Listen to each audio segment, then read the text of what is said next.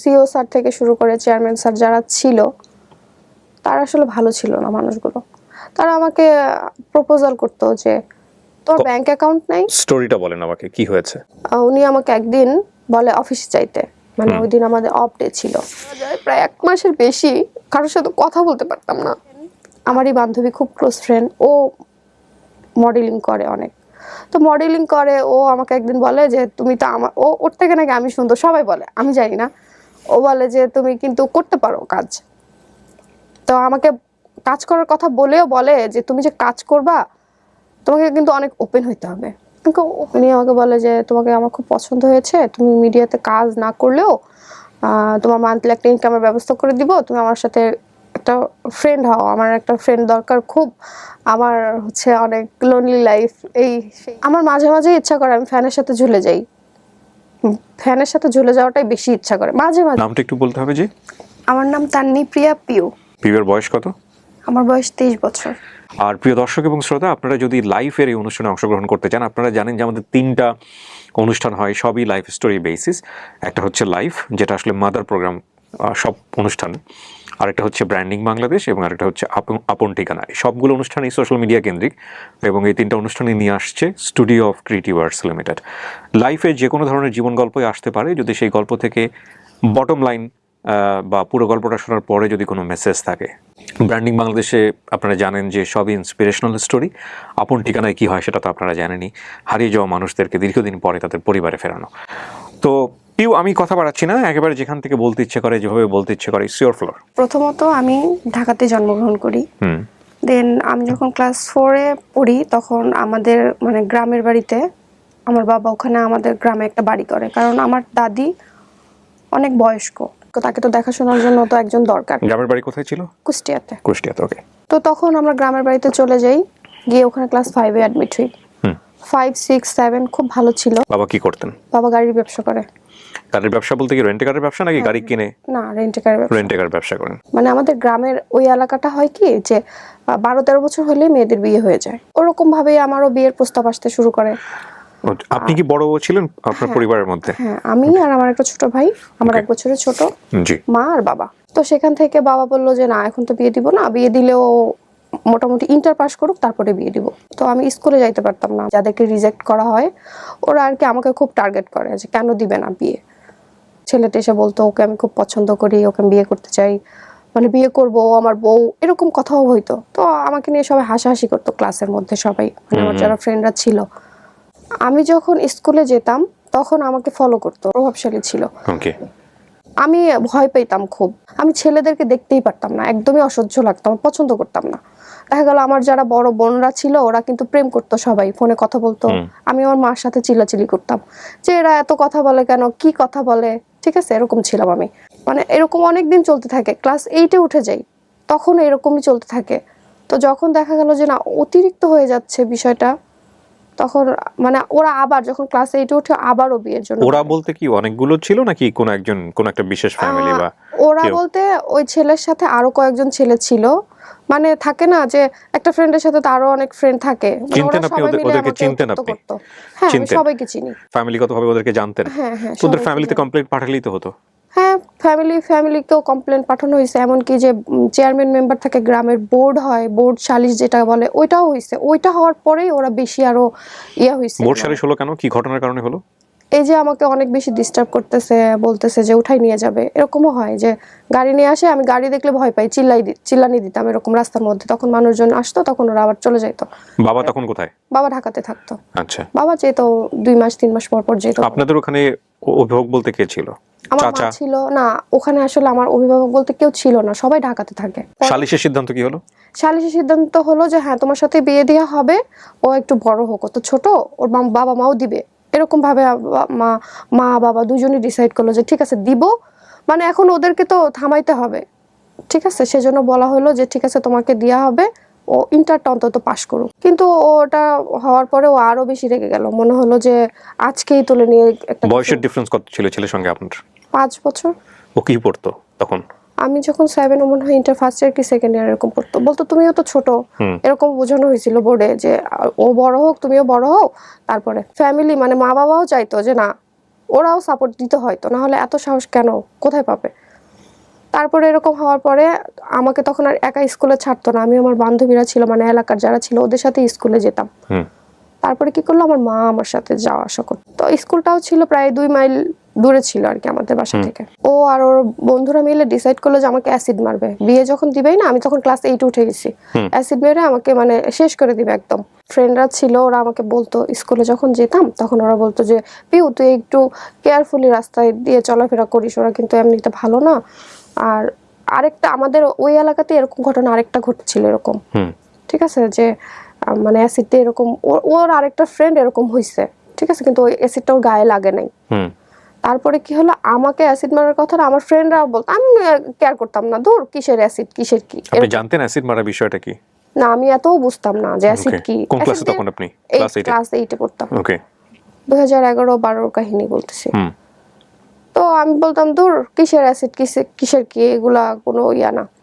পরেও বলতো যে না তুই, তাও আমার ক্লাসেরই ফ্রেন্ড, আমার বেস্ট ফ্রেন্ড ছিল, ওর নাম ছিল, ওর নামটা বললে সমস্যা নেই। তো ও বলতো যে তুই একটু কেয়ারফুলি, এমনকি ওকে পর্যন্ত মায়ের পর্যন্ত দিছে, ওর সাথে আমার অনেক মিল ছিল, মানে নোট দেয়া থেকে শুরু করে আমরা সব একসাথে করতাম। আমার একটা বান্ধবী ছিল, নাম ছিল, তারপর ওরা আমাকে বলতো। ওই দিন আমার আম্মু ছিল আমার সাথে, তো আমার আম্মু ছিল, আমার আম্মু মানে কি হয়তো উনি আরো বেশি ইমোশনাল ছিল, কিছু থেকে কিছু হলে খালি কেঁদে ফেলতো, হ্যাঁ খুবই ইমোশনাল ছিল।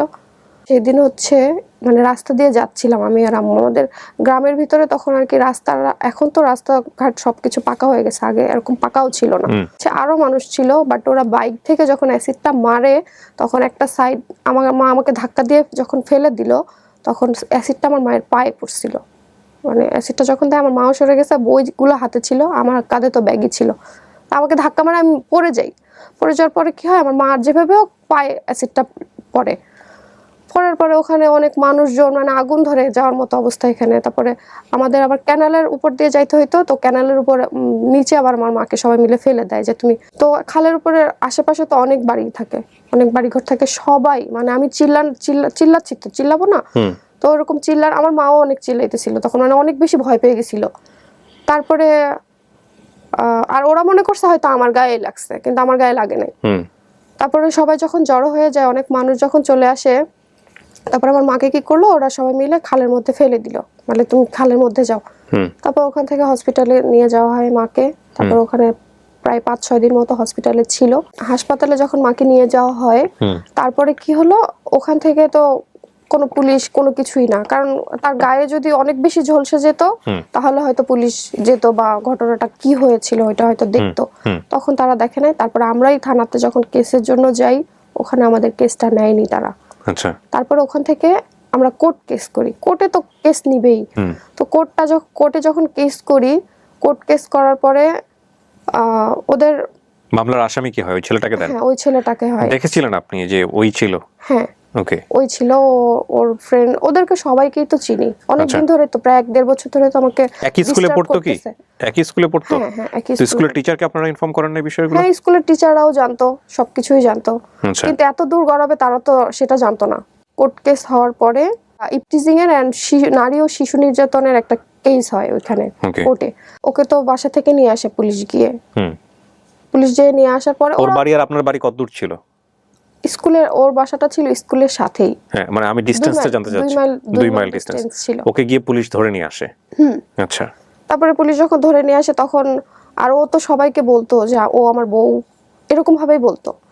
ও যখন কোর্টে ছিল, থানাতে ছিল, মানে জেলে যেটা বলে, তখনও আমার স্কুলে যখন আমি যাইতাম আমাকে নিয়ে সবাই খুব হাসাহাসি করতো, মানে ওই তখন থেকে আমার ডিপ্রেশনটা শুরু হয়। 1 মাস মতো মনে ছিল, যাই হোক মোটামুটি জেলে। তারপরে তো যে ওর বাবা তো প্রভাবশালী, যাই হোক নিয়ে আসে বের করে, আরো মানে তখন তুলে নিয়ে যাবে, আরো ক্রেজি হয়ে যায়। হ্যাঁ, আরো ক্রেজি হয়ে যায়, তুলেই নিয়ে যাবে। জেল তো খেটেছি, সুতরাং আর কি জীবন আর কিছুই না, যা আছে দেখে ছাড়বো। তখন এই ঝামেলা হতে হতে আমি ক্লাস 9-এ উঠে গেলাম।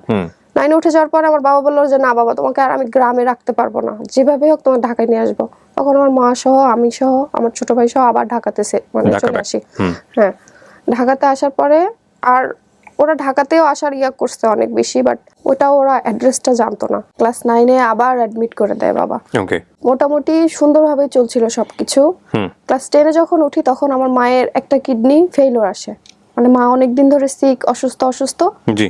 মায়ের একটা কিডনি ফেইলিওর আসে, একটাতে পাথর। তো ডক্টর বললো যে একটা কিডনি ফেইলিওর হলে মানুষ বাঁচে, কিছু হয় না, বাট ওনার যে আরেকটা কিডনিতে স্টোন আছে ওইটা অপারেশন করতে হবে। বাবা না আসলে বুঝে নাই, যদি ওনাকে ইন্ডিয়ায় নিয়ে চলে যেত তাহলে হয়তো একটা কিছু ভালো হইতো, আমরা হয়তো ভালো কোনো রেজাল্ট পেতাম। তো তখন কি হলো, ও পিত্তিতেও আবার পাথর ছিল। তো আমার মার কথা হচ্ছে যে অপারেশন যখন করবই তখন দুটো একবারেই করে ফেলি। তখন ডক্টর বলল যে হ্যাঁ, কিডনিটা হচ্ছে কেটে করতে হবে, আর মানে পিত্তিটা হচ্ছে ফুটা করে যেটা বলে ওইটা করে করতে হবে। আমার বাবা একদমই রাজি না, তার অপারেশন করাবে না, কারণ বাবা অনেক ভয় পায়। ঠিক আছে, তো আমার মা খুব জেদ ধরলো যে না, আমার অপারেশন করাতেই হবে। মানে ওনার তো অনেক অসহ্য, মানে ওনার যন্ত্রণাটা তো আমরা বুঝতেছি না, উনি অনেক অনেক অনেক দিন সাফার করছে, অনেক দিন কষ্ট করছে। অপারেশনটা হওয়ার পরে সব ভালো, সবকিছু বাসায়ও নিয়ে আসা হয় তাকে। তারপর থেকেই সে কিছু খেতে পারে না, তার অনেক অসুবিধা, পেটটা ফুলে গেল হঠাৎ করে। ফুলে যাওয়ার পরে যেই ডাক্তার অপারেশন করে সে রেফার করলে ঢাকা মেডিকেল নিয়ে যেতে হবে। ঢাকা মেডিকেল নিয়ে যাওয়ার পর সাথে সাথে তার আইসিইউতে অ্যাডমিট করে নেয়। কিছুই বললো না। অপারেশনের প্রায় 1 মাস পরে আমার মা মারা গেল। অপারেশনের 1 মাস পরে মা মারা গেল। আপনি তখন ক্লাস 9-এ? হ্যাঁ, তখন ক্লাস 9-এ। মা মারা যাওয়ার পরে থেকে আরো বেশি, মানে বাবা বলল যে ঠিক আছে বাবা, তাহলে এখন কি হবে, তোমাকে কে দেখবে, বা মানে থাকে না এখনকার বাচ্চারা কি হয়, অনেক বেশি অ্যাডভান্স বা অনেক বোঝে। আমি এক গ্লাস কখনো পানি ঢেলেও কখনো আমি খাইনি। তো দেখা গেল যে আমার অনেক কষ্ট হইতো, আমাদের সংসারটা কে দেখবে তখন সেই মুহূর্তে, মা নেই। আর মাকে নিয়ে 1টা মাস অনেক কষ্ট করছি ঢাকা মেডিকেলে। মানে এমনও হয়েছে বারান্দাতে শুয়ে থাকতে হয়েছে। ঢাকা মেডিকেলের অবস্থা হয়তো ভাই আপনি জানেন। তো মা ওই যে একটা গ্রামের যেসব কাহিনীগুলো হয়েছে ওগুলোতে যতটা না ডিপ্রেস ছিলাম, মানে ওগুলো তো ভুলি না এখনো। হয়তো রাত্রেবেলা ঘুমালে কি হয়, ওগুলা স্বপ্ন দেখি যে আমার সাথে হয়তো আবার এরকম কিছু একটা হবে। এখন যদি এরকম কিছু একটা হয়, আমার তো মা নেই, আমাকে কে সেভ করবে? ঠিক আছে, তো মা যখন মারা যায় প্রায় 1 মাসের বেশি কারোর সাথে কথা বলতে পারতাম না। আপনাকে আমি যেটা বলছিলাম ভাই, আমি খুব ভুলে যাই সবকিছু। তো হলো কি যে মা যখন মারা গেল ওইটা আরোই নিতে পারি নাই। তো ঢাকা মেডিকেল থেকে তো আমাদের গ্রামের বাড়িতে তাকে নিয়ে যেতে হবে। আবার আরেকটা স্বপ্ন দেখি প্রতিদিন রাতে, এখনো দেখি, মানে মাথা থেকে যাই না, যে মাকে যেদিন নিয়ে গেলাম ঢাকা মেডিকেল থেকে গ্রামের বাড়িতে, যে অ্যাম্বুলেন্স তো অনেক জোরে স্পিডে চলে, তো মায়ের লাশটা যখন মানে ঝাঁকিতে লড়ে না, মানে হয়তো আমার মনে হচ্ছিল কি আমার মা বেঁচে আছে। ওই জিনিসটা এখনো ভাই আমার মাথা থেকে যায় না। আমি প্রায় রাতেই দেখি কি আমার মা হয়তো বেঁচে আছে, মানে ঝাঁকানোতে বডি তো লড়ে মনে হচ্ছিল মা নড়ছে। হ্যাঁ, নড়ছে এরকম মনে হচ্ছিল। ভালো স্টুডেন্ট ছিলাম, তো আমার এসএসসি রেজাল্টটা ভালো হয়নি, তখন আমি আরো ডিপ্রেসড হয়ে যাই। সংসারের একটা প্রেশার চলে আসে আমার উপরেই, কারণ আমার বাবা এমন একটা মানুষ, সে মানে অনেক ক্লিন মানুষ। ঠিক আছে, তাকে যে অন্য কেউ রান্না করে দিবে বা বোয়া যে রান্না করে দিবে বা বোয়া একটা কাজ করে দিবে, সেটা সে পছন্দ করে না। আমি যেভাবে দিব আমারটাই সে করবে, মানে আমার সবকিছুই খাবে, আমি সব। ইন্টারটাও যখন আস্তে আস্তে যখন পাশ করি, ইন্টার পাশ করার পরে ইউনিভার্সিটিতে অ্যাডমিট হই, তখন তো ওরিয়েন্টেশন প্রোগ্রামও হয়। তো ওই প্রোগ্রামে আমার একটা ছেলে আমাকে দেখে, ওই দিন আমি ওকে দেখিনি। তারপরে 1 মাস 2 মাস, মানে ফার্স্ট সেমিস্টারে ওকে আমি মানে তেমন চিনতাম না। সেকেন্ড সেমিস্টার থেকে ওর সাথে আমার অনেক ভালো একটা ফ্রেন্ডশিপ হয়। বিবিএতে আমি অ্যাকাউন্টিং এ ছিলাম। ওকে, তো ওর সাথে আমার ফ্রেন্ডশিপ হয়, যে দেখা গেল একসাথে স্টাডি করতেছি, লাইব্রেরিতে বসতেছি, এরকম মানে নর্মাল একটা ফ্রেন্ডশিপ, যেমন বেস্ট ফ্রেন্ড যেমন, ও আমার এরকম একটা ফ্রেন্ড হয়। তো ফ্রেন্ড হতে হতে একটা সময় আমরা একসাথে ঘুরতে যেতাম, একসাথে কফি শপে বসতাম, কফি খেতাম, আড্ডা দিতাম, লাইব্রেরিতে বসতাম, একসাথে স্টাডি করতাম, সব ঠিক ছিল। একসাথে লাইব্রেরিতে স্টাডি করতেছি, এক সময় ও আমাকে বলল যে ও আমাকে অনেক পছন্দ করে, আমিও ওকে অনেক পছন্দ করতাম। প্রপোজ করার পরে আমি এটা অ্যাকসেপ্ট করি। তারপরে দেখা গেল ওর বার্থডেতে আমি ওকে অনেক সারপ্রাইজ করতাম, ও আমার বার্থডেতে অনেক সারপ্রাইজ করতো। আমার ওকে অনেক বিশ্বাস করতাম যে না, ও আমাকে অনেক ভালোবাসে, হয়তো আমি ওর সাথেই ভালো থাকবো। আর ও এমনিতে অনেক অনেক ভালো ছিল, মানে আমাদের ফ্রেন্ডদের মধ্যে সবাই ওকে খুব পছন্দ করতো, আমাকেও অনেক পছন্দ করতো। মানে আমরা যে কাপল ছিলাম আমাদের সবাই খুব পছন্দ করতো যে না তোমাদের খুব সুন্দর লাগে, সুন্দর মানায়। আবার অনেকে ছিল যারা ইউনিভার্সিটিতে অনেকে আমাকে পছন্দ করতো, অনেকে আবার অপছন্দ করতো, বিষয়টা দেখতে পারতো না, বলতো যে কি একটা রিলেশনশিপ করছো, তোমার সাথে যায় না, মানায় না, এমনও শুনতে হয়েছে। তো যখন আমার এরকম অনেক বিয়ের প্রপোজাল আসে, আমি ওকে বলি, ও এমনও হয় কান্না করে, অনেক কান্না করে যে না তুমি বিয়ে করো না, বিয়েটা কমপ্লিট হোক, আমরা বিয়ে করব। তারপরে দেখা গেল ওর যত কাজিনরা ছিল, মানে ছেলেটার যত কাজিনরা ছিল, ওরা সবাই আমাকে পছন্দ করে, ওরা আসতো, ওদের সাথে ঘুরতে যেতাম, একসাথে ঘুরতাম আমরা। তারপরে এক কাজিনের বাসায়ও গেছি, যে ওই কাজিনের হচ্ছে ছেলের বার্থডে ছিল, বার্থডেতে যখন গেছি তখন ওরা আমাকে সবাই চিনছে, মানে ওদের বাসার ওর মা থেকে শুরু করে ওর বাবা, ওর বোন, ওর ভাই, সবাই আমাকে চিনে, সবাই আমাকে পছন্দ করে। আবার আমার বাসা থেকেও আমার বাবা ওর ছবি দেখে, বাবা বলে যে ঠিক আছে সমস্যা নেই, বিয়ে কমপ্লিট করো। ও মানে আমরা তো সেম এজ ছিলাম, ঠিক আছে, তো তখন বললো যে ঠিক আছে তাহলে তোমরা বিয়ে কমপ্লিট করো, তারপরে বিয়ে করো। ওদের বাসা থেকে আমাকে এমনও হয়েছে, ইনভাইট করছে, যে থাকে না যে কারোর বিয়ে হয় বা চাচাতো বোনের মা মামাতো বোনের বিয়ে হয়, ইনভাইট করে ওরা সবাই আমাকে। তো ইনভাইট করলেও কি করতো, কখনো না আমাকে নিত না, মানে ওর বাসায় কখনো নিত না। ও চাইতো না যে ওর মা বাবার সাথে আমার ফেস হোক, কেন চাইতো না আমি জানি না। ও একটু মানে বলতো যে আমার মাকে আমি ভয় পাই, আমি বাবাকে ভয় পাই, আমি অনেক শাই ফিল করি, আমি কিভাবে তোমাকে নিব। আমি খুব মানে থাকে না রেডি থাকতাম যে একটা গায়ে হলুদের প্রোগ্রাম, ওর বড় চাচি আমাকে, ওর যখন বড় ভাইয়ের যখন বিয়ে হয়, মানে চাচাতো ভাইয়ের যখন বিয়ে হয়, আমাকে বলছে যে বাবা আমি তোমার জন্য গাড়ি পাঠাইতেছি, তুমি চলে আসো। মানে আমার মা নাই দেখে উনি আমাকে খুবই ভালোবাসতো, খুবই আদর করতো, তো গাড়ি পাঠাচ্ছে তুমি চলে আসো। এখন আমার কথা হচ্ছে যে আমার যার সাথে রিলেশন, সে যদি আমাকে না বলে তাহলে তো আমি তার বাড়িতে যাইতে পারি না, পারি। মানে ওর ওর ফ্যামিলি সার্কেলে আপনি খুবই মোটামুটি পরিচিত ছিলেন। হ্যাঁ খুবই, মানে ওরা আপনাকে স্পেশাল ডেতে ইনভাইট করতো। হ্যাঁ প্রত্যেকটা স্পেশাল ডেতে ওরা আমাকে ইনভাইট করতো, এমনকি ওর বড় চাচি আম্মা পর্যন্ত আমাকে গাড়ি পর্যন্ত পাঠাইতে চায়, যে বাবা তোমার জন্য আমি গাড়ি পাঠাইতেছি তুমি চলে আসো। এমনকি ওর যত কাজিনদের যে জামাইরা ছিল, মানে দুলাভাই যারা ছিল, তারাও আমার সাথে অনেক মজা করতো, সবার সাথে ফেসবুকে অ্যাডও ছিলাম। তো ও আমাকে ফেস করতো না কখনো, মানে ফ্যামিলির কাছে। তো আমার খুব মন খারাপ হতো, আমি রেডি থাকতাম। ফেস করতো না বলতে আপনি কি বোঝাচ্ছেন? পরিচয় তো হয়ে গেল সবার সঙ্গে, আপনার আবার ফেস করার কি আছে?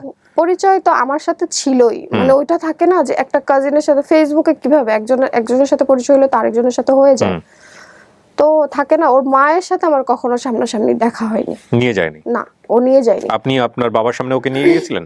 না, কিন্তু আমার বাবা জানতো, ওর বিষয়টা সবই জানতো।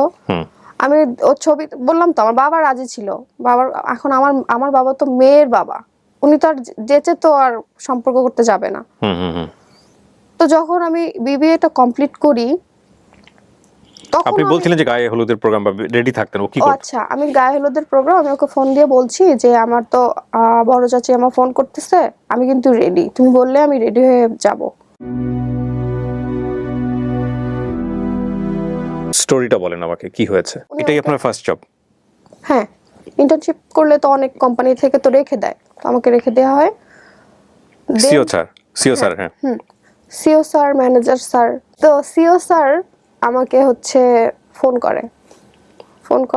করার পরে আমাকে বলে যে পিউ তুমি এদিন আসো, এরকম আসো। তো ওনার কথাবার্তা আমার কেন জানি, আমি তো বুঝি, ভালো লাগতো না, তা আমি অ্যাভয়েড করতাম খুব। সিও স্যারের সাথে কেন এত কথা বলবো, কাজ রিলেটেড কথা হবে, শুধু কাজ রিলেটেডই কথা বলবো। উনি আমাকে একদিন বলে অফিসে যাইতে, মানে ওই দিন আমাদের অফ ডে ছিল, অফ ডেতে অফিসে যাইতে বলে। আমি অফ ডেতে কেন অফিসে যাব? তো আমার বাবা মানে এমন একটা পার্সন, উনি হচ্ছে আমি অফিসে যাইতাম, উনি কিন্তু আমাকে অফিসে নামাই দিয়ে আসতো, আবার অফিস ছুটি হলে আবার নিয়ে আসতো। বাবা তো জেরা করতেছে যে তুমি অফ ডেতে কেন অফিসে যাবা। তো স্যার আমাকে বলতেছে তুমি অফিসে আসো, তুমি হচ্ছে 10টার মধ্যে আসবে, তোমাকে 1টার মধ্যে ছেড়ে দিব। না, কিন্তু অ্যাকাউন্টসের লোকজনের কিন্তু অনেক প্রয়োজন হয় অফিসে। না, ওই দিন আমার কোনোই কাজ ছিল না, কোনো কাজ ছিল না।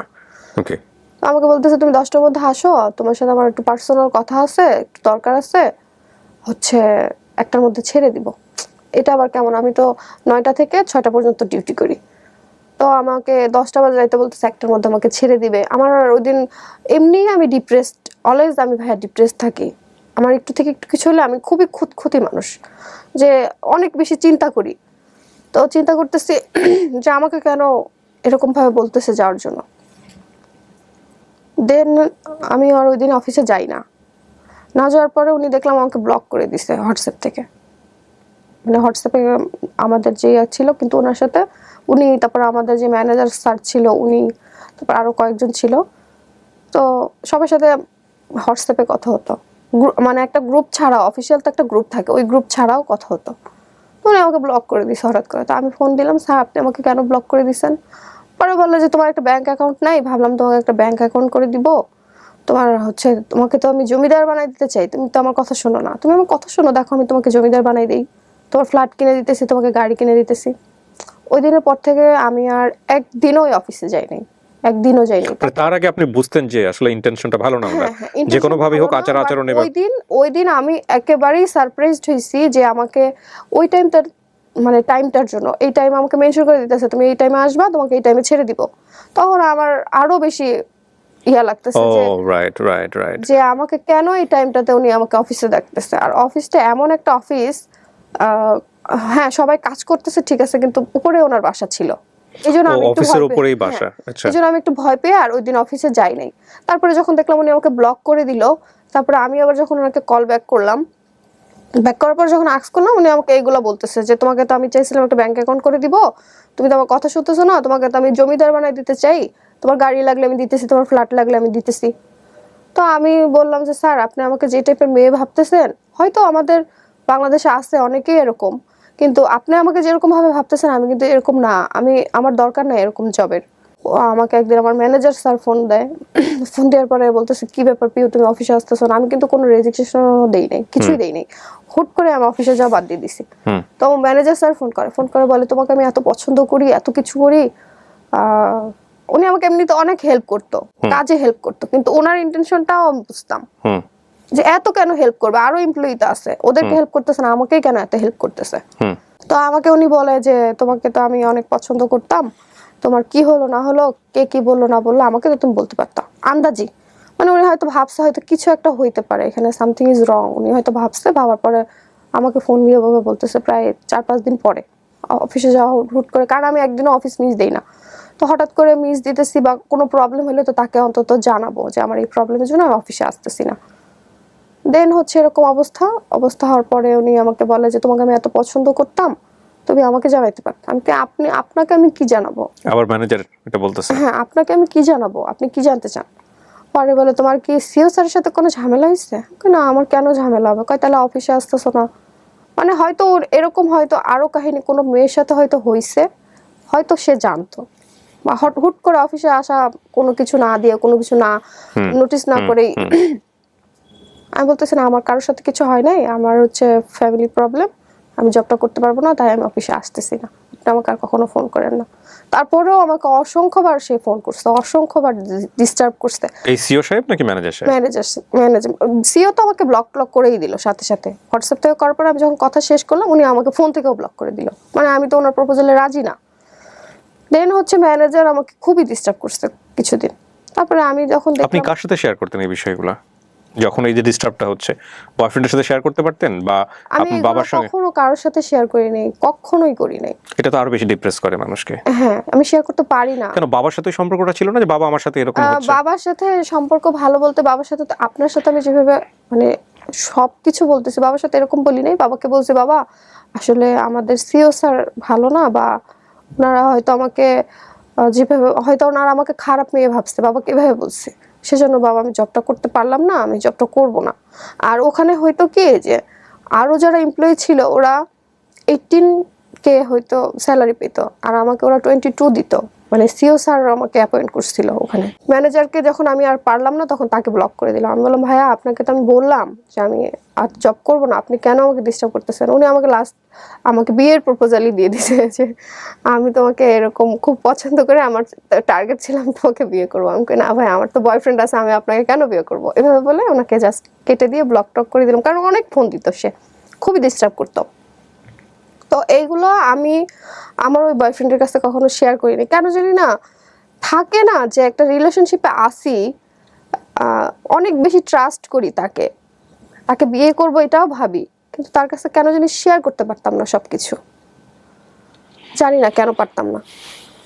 আর ও আবার আমাকে এটা বলেছিল যে তুমি যদি আমার বাড়ির বউ হও কখনো জব করতে পারবা না। বয়ফ্রেন্ডটা বলেছিল? হ্যাঁ, ও তো আমার জব নাই এটা শুনলে তো খুশি হবে, খুশি হয়েছে। ও বলতেছে যে ঠিক ভালো হয়েছে, জব নাই বা জব আপনার ক্লাসমেট না ও? হ্যাঁ। ও তখন কি করে? ওরও বিবিএ কমপ্লিট হয়ে গেছে। ও জব করে তখন? না, ও জব করে না, মানে এক মাসও জবটা আমি করি নাই, 3 মাস ইন্টার্নশিপের পর 1 মাসও করি নাই জব। ওকে। মানে এই 1 মাসের ভিতরে এত কাহিনী হয়ে গেছে। তো ওর বাবার বিজনেস আছে, ওর কথা হচ্ছে ইন্টার্নশিপ শেষ আমি ওর বাবার বিজনেসই দেখবো, আমি জব টব করবো না। ও জব নিজেও করতে চায় না, আমি করে এটাও ও চায় না। তো বাবা বললো ঠিক আছে বাবা, তোমার জব করতে হবে না। বাবাকে যখন বললাম তুমি বিয়েই করো, তুমি ওকে বলো বিয়ের প্রস্তাব দিতে, বিয়ে দিয়ে দিই, নাহলে তোমার অনেক বিয়ের প্রপোজাল আসতেছে, যে কোনো মুহূর্তে তোমার বিয়ে দিয়ে দিব আমি, আর কোনো কথা শুনবো না, অনেক বিয়ে ভাঙছো।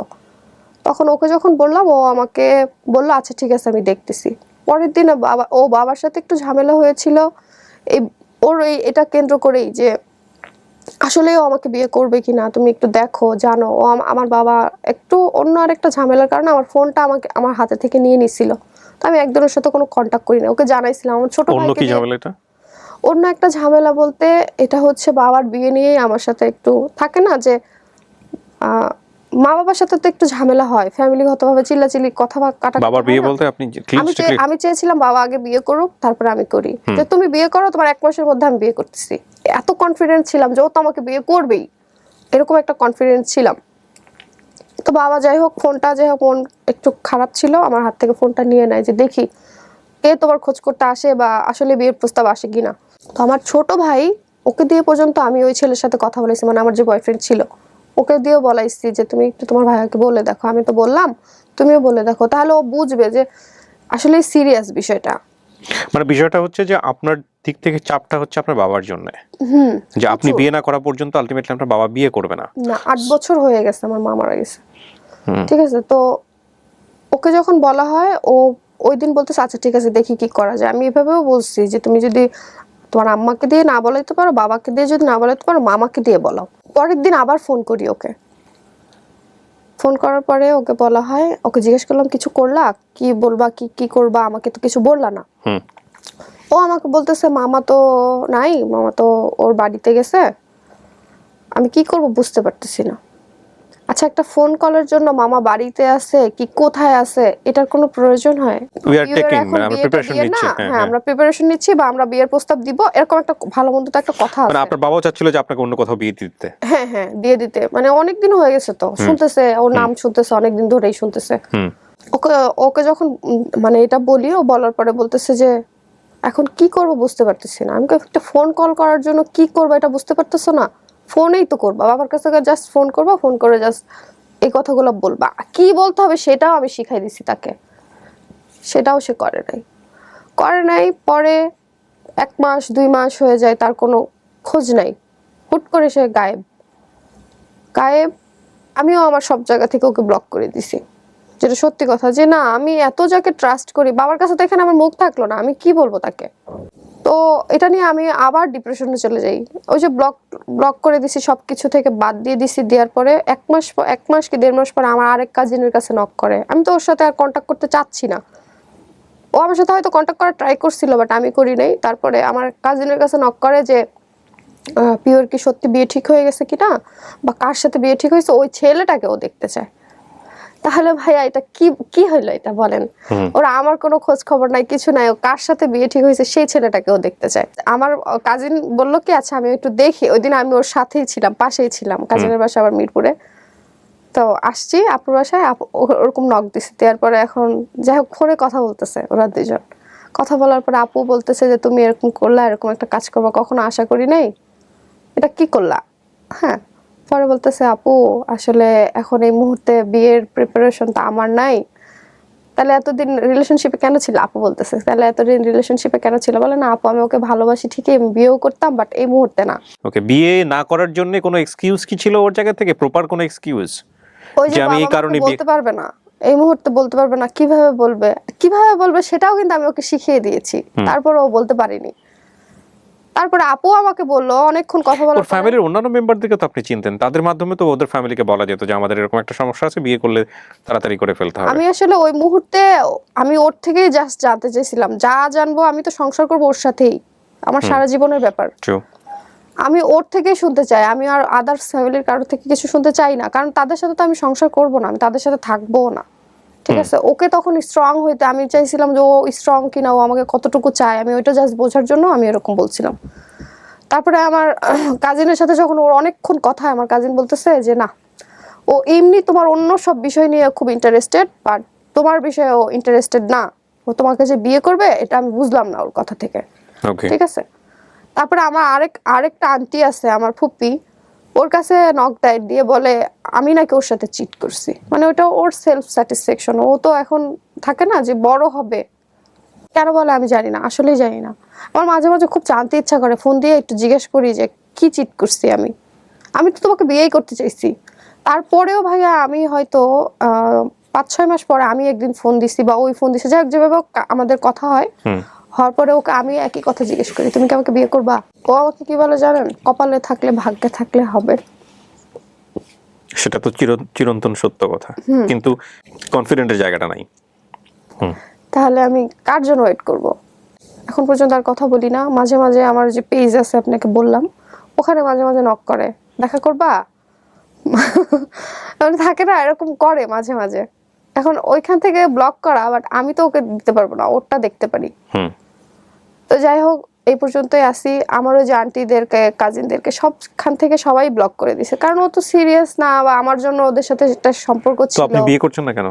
ওকে বাদ দিয়ে বিয়ে করে ফেলেন। হ্যাঁ, বিয়ে করব, খুব তাড়াতাড়ি বিয়ে করে ফেলবো। আর হচ্ছে পরেও ভাইয়া আমি আরো জবে ট্রাই করি।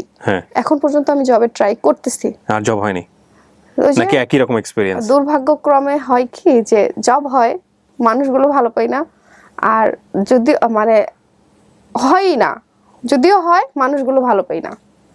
ভাই আমি হচ্ছে ডিপ্রেসড, আমার ব্রোকেন হার্ট ওই তখন থেকেই, মানে আমার মা মারা যাওয়ার আগে থেকে যে ওই যে একটা শুরু হয়েছে, ওইটা মানে এখন পর্যন্ত শেষ হয় নাই ভাই, আমি ওইটা নিয়েই এখন পর্যন্ত আসি।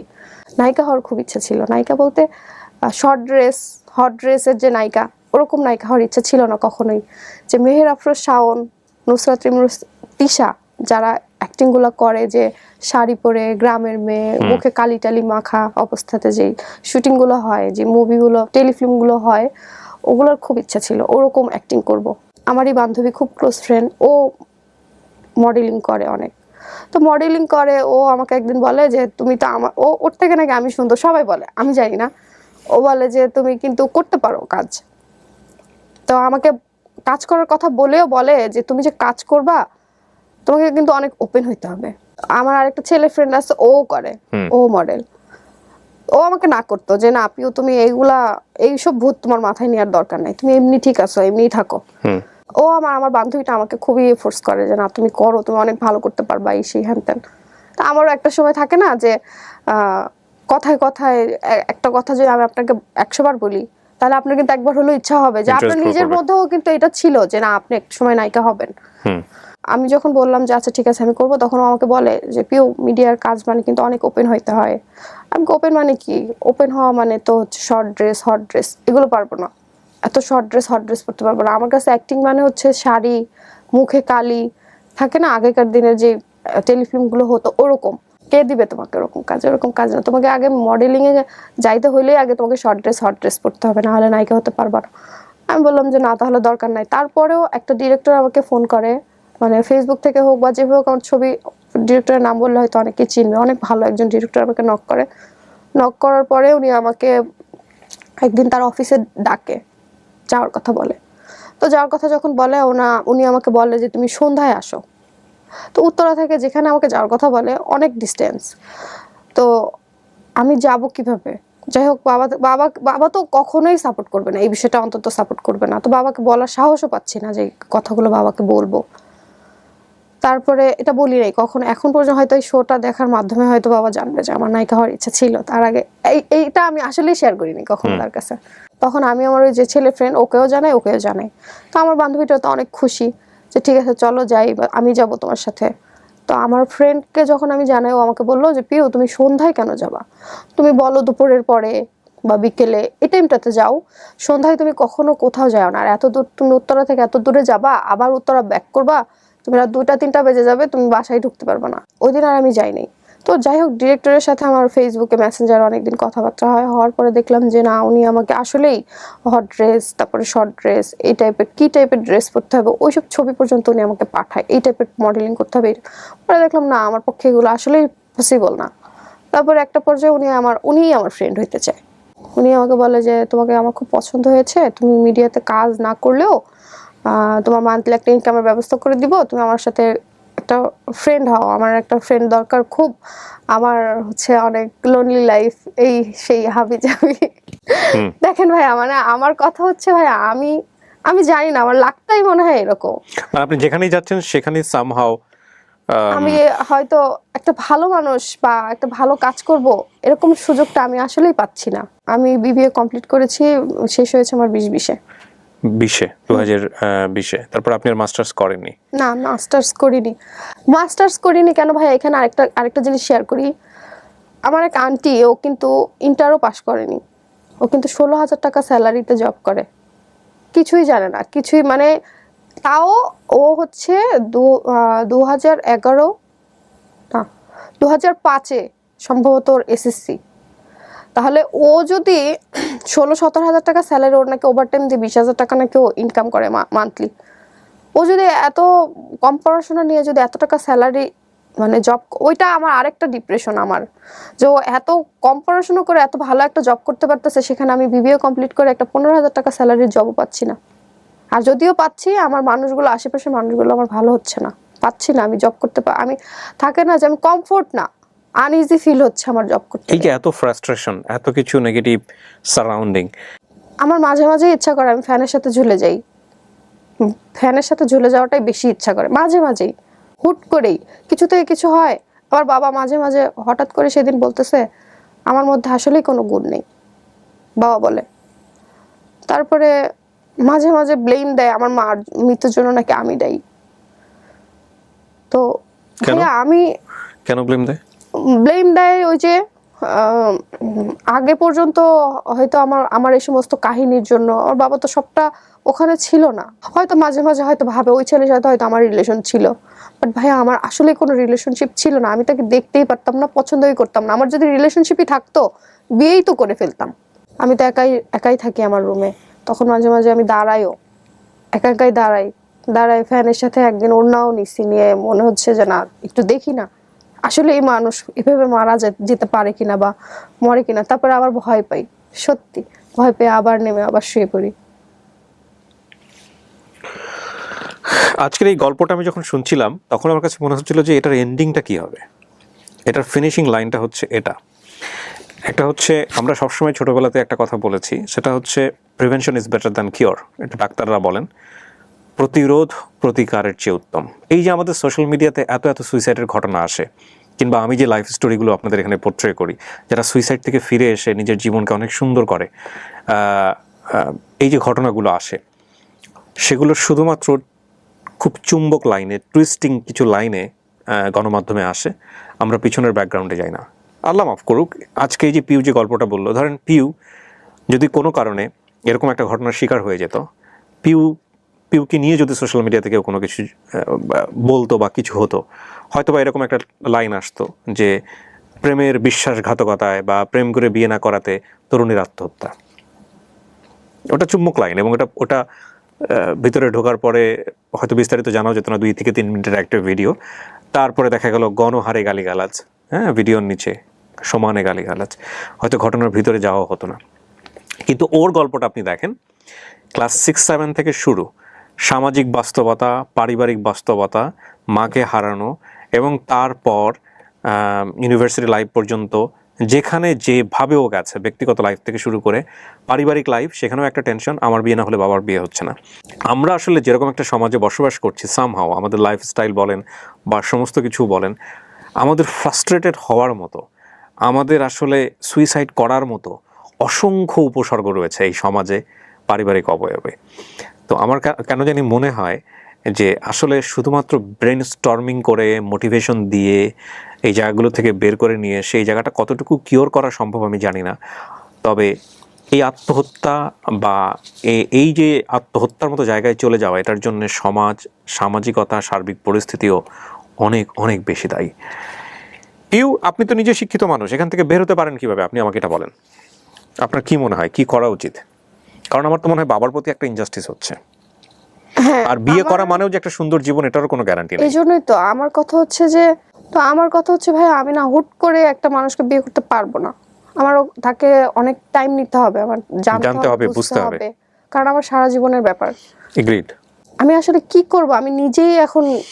আপনি পুরো গল্প শুনে আমার কাছে যেটা মনে হয়, এখানে যারা অনেকেই আছেন কমেন্টস করবেন, এরকম একটা জায়গাতে একটা মেয়ের কি করা উচিত। ডেফিনেটলি আপনার মতো সিচুয়েশনে বাংলাদেশের অনেক মেয়েরাই থাকেন, বিভিন্ন প্রেক্ষাপটে, বিশেষ করে জবে গিয়ে বিভিন্ন রকমের হ্যাসেলের শিকার হওয়া। এছাড়াও এটাই হয়তো ভাইয়া, সবাই হয়তো, আমি হয়তো আজকে সাহস করে এসেছি আপনাকে জানাচ্ছি, আমার মাধ্যমে হয়তো অনেক মেয়েরা জানতে পারবে বা আমার লাইফের সাথে রিলেট করতে পারবে তারা। তো আমি বলবো যে ওই আপুগুলা যারা এরকম আমার মতো হচ্ছে বা এরকম মানে মুখোমুখি হচ্ছে এই প্রবলেমগুলোর, তাদেরকে একটাই রিকোয়েস্ট করবো, আপু এই জিনিসগুলো থেকে বের হয়ে আসেন, এরকম জব করার দরকার নেই। এছাড়াও সবচাইতে বড় যে জিনিসটা দরকার, সেটা আমি মনে করি যে প্রত্যেকটা, আমরা যে ধরনের ক্যাপিটালিস্টিক সোসাইটিতে বর্তমানে বসবাস করি, সেখানে ছেলে হোক মেয়ে হোক নির্বিশেষে সবার নিজের বৈধ অর্থ রোজগারের পন্থা অবশ্যই থাকা উচিত। নইলে একটা মানুষ, বলতে চেয়েছিলাম, রাইট, একটা মানুষ কখনোই সিদ্ধান্ত নিতে পারবে না।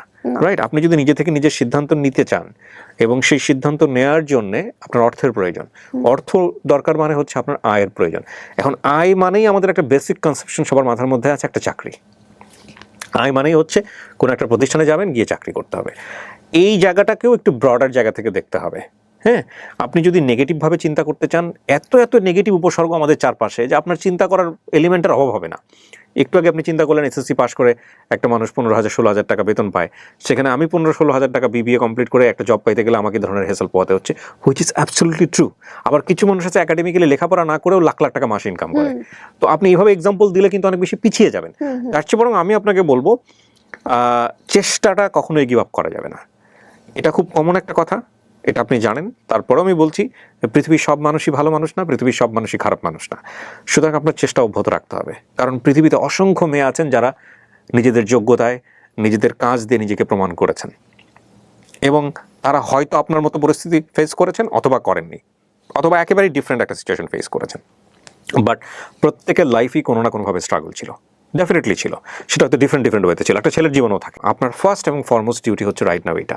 তারপরে আপনি আপনার পারিবারিকভাবে সিদ্ধান্ত নেন, বাবার সাথে বসে সিদ্ধান্ত নেন যে বিয়েটা আপনি কীভাবে করবেন। আর আপনার বাবা অবশ্যই বেস্ট একজন বাবার ব্যাপারে কোনো সন্দেহ নাই। এই কারণে সন্দেহ নাই যে আপনার বাবা সে চিন্তা করেছে যে আমি একটা মানুষকে বিয়ে করে নিয়ে আসবো এখানে, তারপরে আমার সন্তানরা যাতে কোনোভাবেই একটা প্রবলেমের মধ্যে না পড়ে, মনোজাগতিক টানাপোড়েনের মধ্যে না পড়ে, সেই জায়গাটা সে সেভ করতে চায় বলে এত বড় স্যাক্রিফাইসটা সে করেছে। তো আমার মনে হয় সেই জায়গাটাকেও আপনাদের অনেক বেশি রেসপেক্ট করা উচিত, স্যালুট করা উচিত। আরেকটা কথা বলতে আমি ভুলে গেছি, সেটা হচ্ছে ওই যে ছেলেটা জেল থেকে ফিরে আসলো, জেল থেকে ফিরে এসে কি করেছিল জানেন? আমি তখন তো স্টুডিওতে পিকচার তোলা হইতো, মানে স্কুলের ছবি দিতে হলে তো স্টুডিওতে তুলতে হইতো। ও আমার এতটুকু নিয়ে পর্যন্ত ভাইরাল করে দিয়েছিল। তো আপনি পুলিশের অ্যাকশন নেননি কোনো পরবর্তীতে? হ্যাঁ, ওই যে বললাম, পুলিশের কাছে গেলে তো আমরা কোনো হেল্প পেতাম না। হ্যাঁ, আপনি এখন যদি এই ইস্যু নিয়ে, যদি প্রথম কথা হচ্ছে এটা যদি কেউ করে থাকে, আমি কেউ দিয়ে উদাহরণ দিচ্ছি, কেউ যদি এটা কারোর সাথে ব্যক্তিগত সম্পর্ক স্থাপন করেও থাকে, সেই ব্যক্তিগত সম্পর্কের কোনো কিছু পাবলিকলি আনলে বাংলাদেশে এটা সাইবার ক্রাইম, ভয়ঙ্কর রকমভাবে ক্রাইম, বেইল ছাড়া ক্রাইম। আমি যতদূর জানি যে এই ধরনের ক্রাইমে কোনো জামিন হয় না, আমি যতটুকু জানি, এবং এটার বিরুদ্ধে বাংলাদেশ সরকার খুব সোচ্চার। মাঝখানে আমরা দেখব যে সাইবার ক্রাইম এটা হওয়ার আগ পর্যন্ত এগুলো খুব বেশি হতো, একটা মেয়েকে হেনস্থা করা। এখনো যে টুকটাক হয় না তা কিন্তু না, কিন্তু এগুলো হলে এগুলোর খুব মারাত্মক অ্যাকশন আছে, সঙ্গে সঙ্গে পুলিশ অ্যাকশন নিয়ে ফেলে।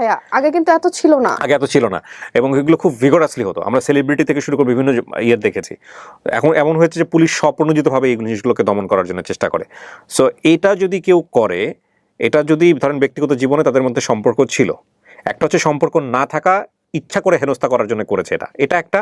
আরেকটা হচ্ছে যে সম্পর্ক ছিল, থাকা অবস্থায় কেউ একজন স্টেপ নিয়েছে এই কাজটা করার, মানে হেনস্থা করার জন্য, সে ছেলেও হতে পারে মেয়েও হতে পারে, সম্পর্ক থাকার অবস্থায়ও কেউ এটা করতে পারবে না। যদি করে তাহলে এটা বাংলাদেশ আইন অনুযায়ী এটা সাইবার ক্রাইম, এবং এটার জন্য ভয়ঙ্কর রকমভাবে এটা একটা অপরাধ আছে, ভয়ঙ্কর রকমভাবে শাস্তি।